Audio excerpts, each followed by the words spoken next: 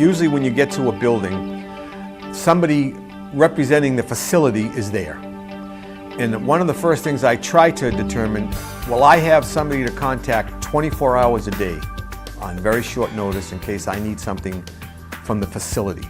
Immediately after that, you're looking at the facility to identify different areas for feeding, for dormitory, for health services, things of that nature. I try to allocate space based on the needs. I'll try to put spaces such as dormitories away from other places such as the feeding area and the entertainment area, which are more likely to be loud areas. Of course, the first aid station or nursing station needs to be more private area so that people are able to communicate in privacy. If you see anybody sleeping on the hard floor, offer them a sleeping bag and a pillow. One of the first things you do when you walk into a facility is start allocating space.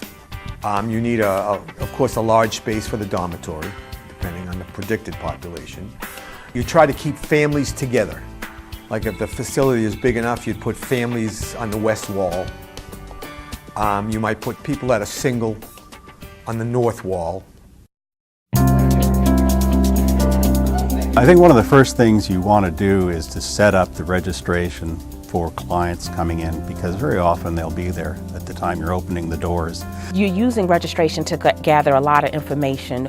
You need to determine what your shelter population is, how many there are, who the shelter residents are there families, are there dietary needs that you need to meet, are there language needs? Whether they have health issues and they need to directly see a nurse, or they need medical attention, or they've gone through trauma of some disaster, do they need counseling? And in registration, you go through and find out exactly what their needs are.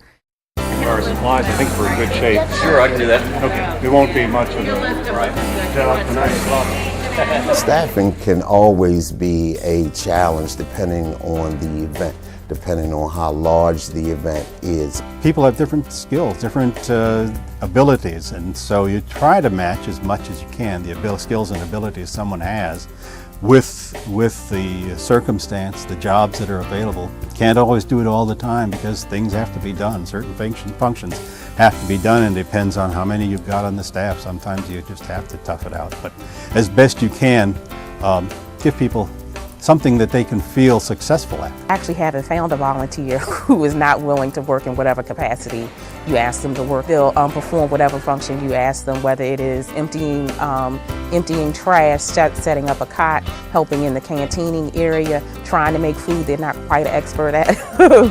But all the volunteers have been wonderful at being willing to do whatever possible.